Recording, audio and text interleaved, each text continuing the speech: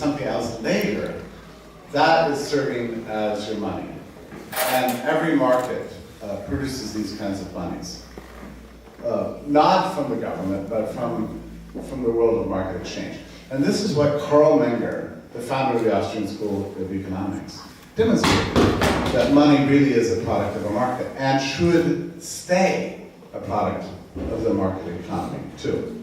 So he's the first great thinker. And it was really interesting for me because it's one thing to know that money was originally a product of the market. It's another thing to believe that the market can reinvent money. And I was not clear about this point. So the second theorist I want to mention is a student of Karl Menger named Ludwig von Mises.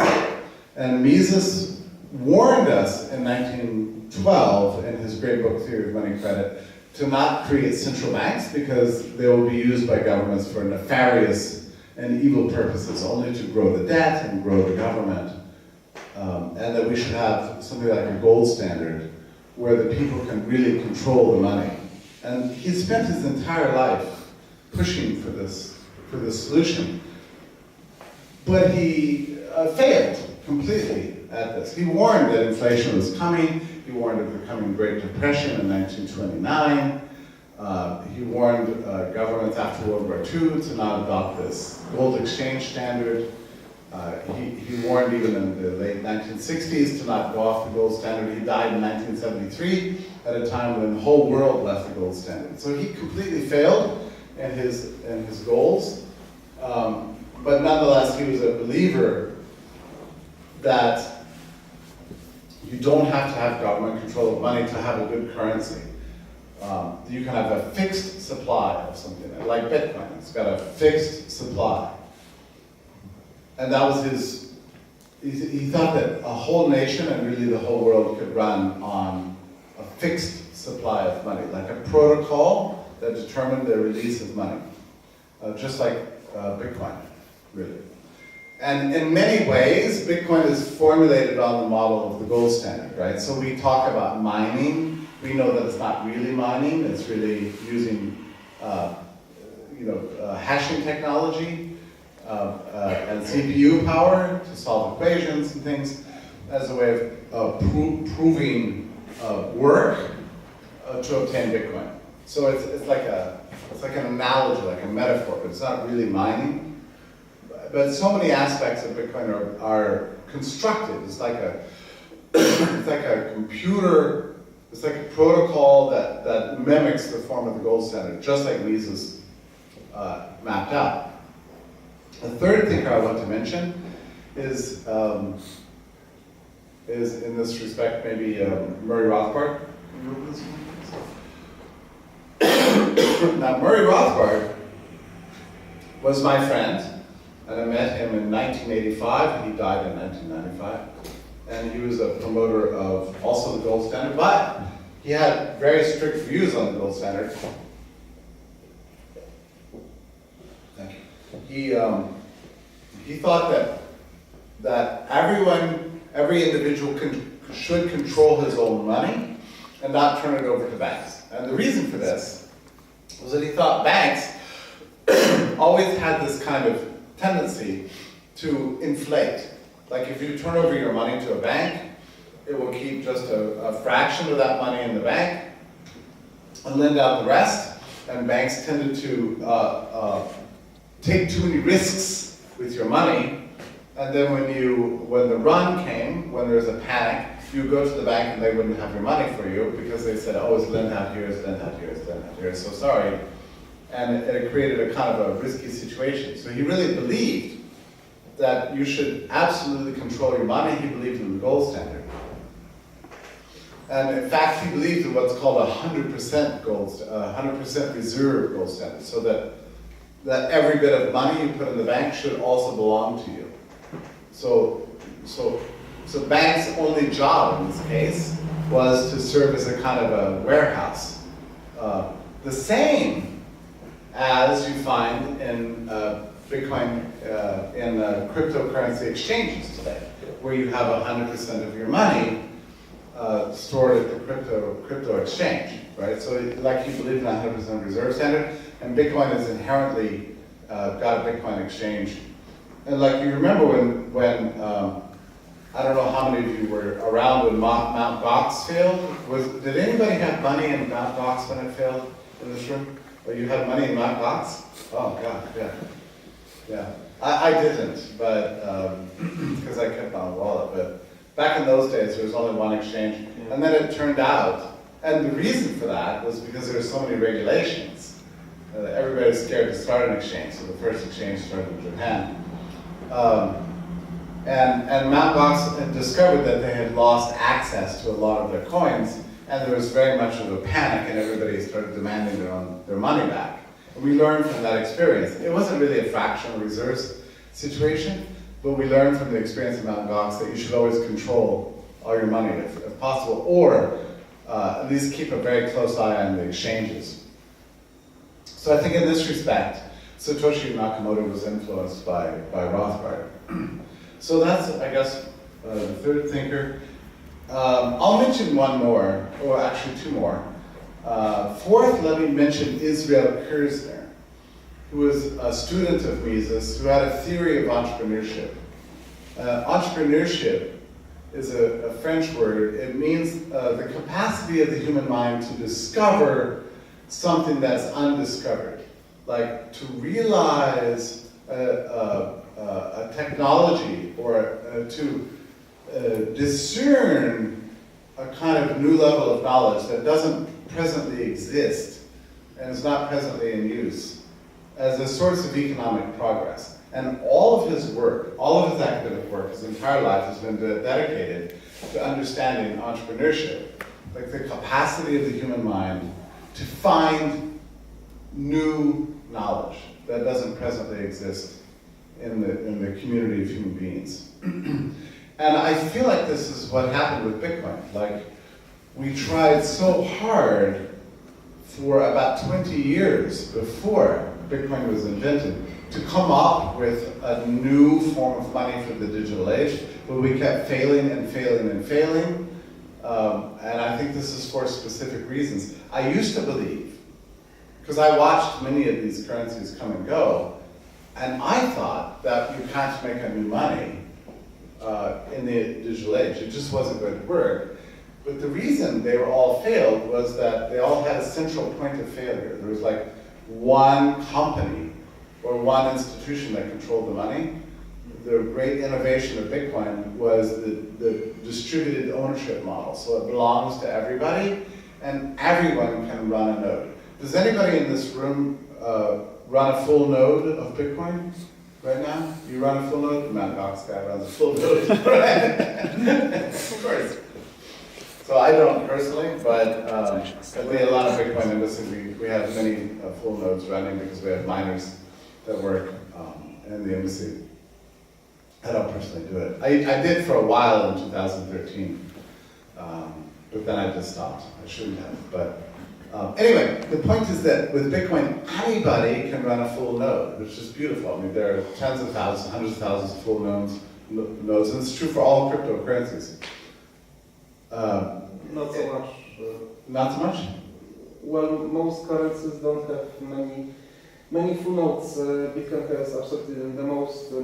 Yeah. Suffer from lack of full nodes. Are you a maximalist? Yes. Mostly.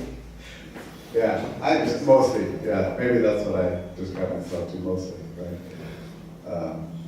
But potentially anybody can run any node.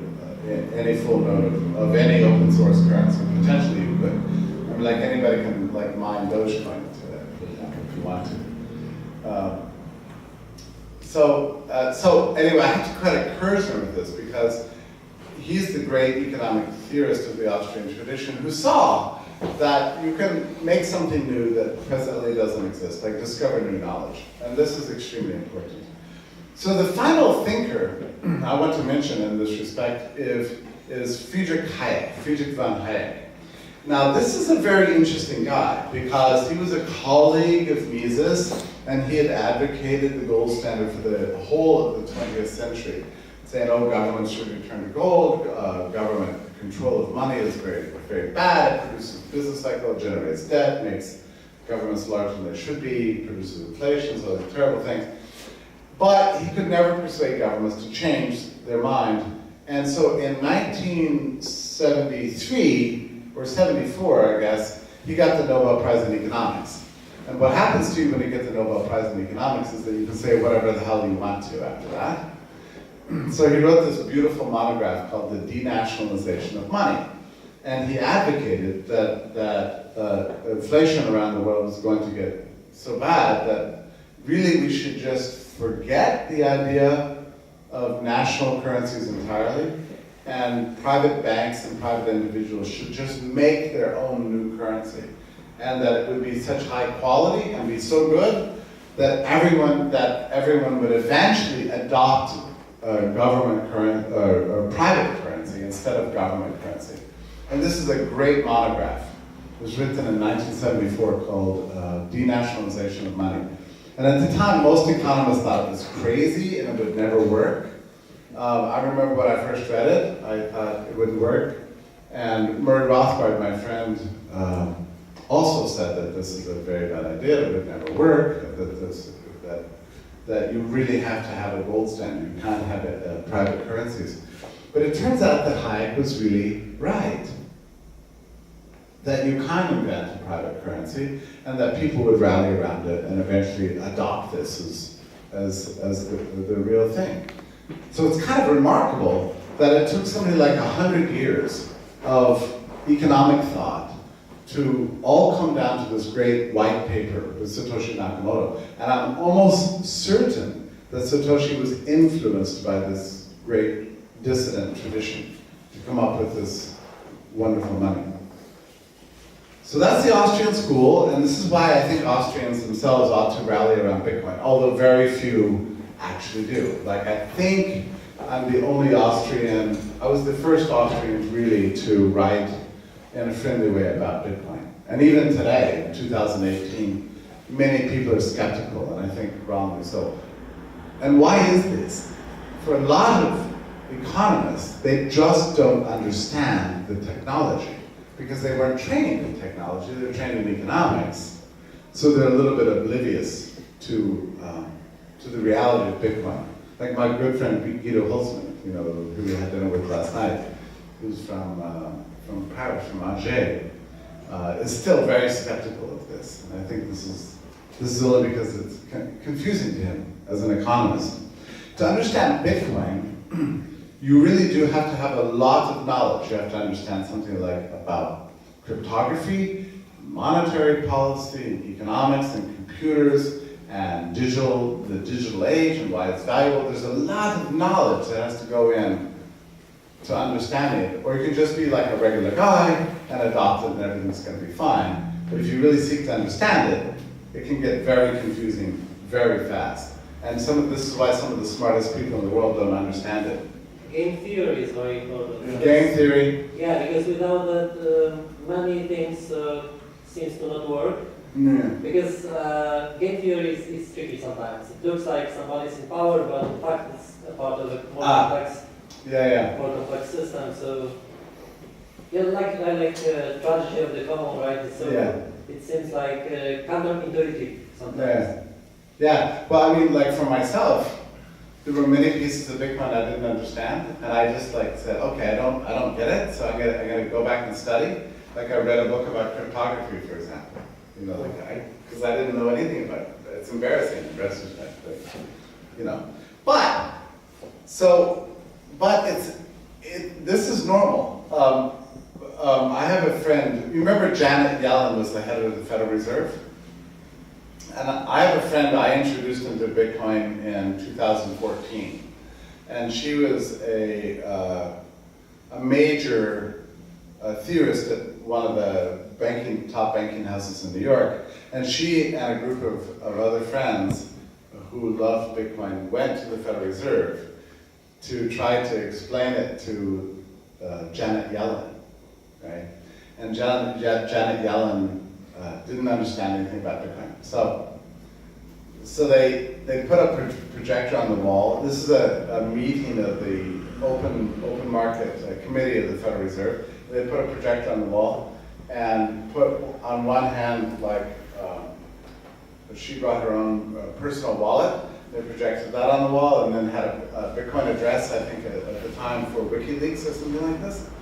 And she said, well, I'm going to scan this QR code, which puts a public address in my phone. I'm going to send the Bitcoin, and you can see here on the blockchain it's sent and it's done. And Janet Yellen was shocked. She's sitting there in her chair, and she's silent for a long time, like her jaw is on the floor.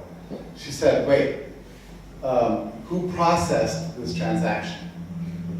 And my friend said, well, just the Bitcoin network.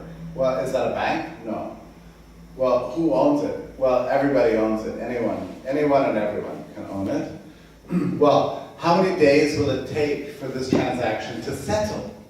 She said, oh, it is already settled. You can see the confirmations are coming in right now.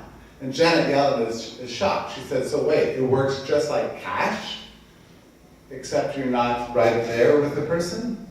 Maybe it could be anybody, any two people in the world can exchange cash, but in a digital form? It's like, yes, this really did happen. And she was just shocked, just completely shocked. And she said, well, I will have to think about this for a few days. You know, this happened, I think, in 2015.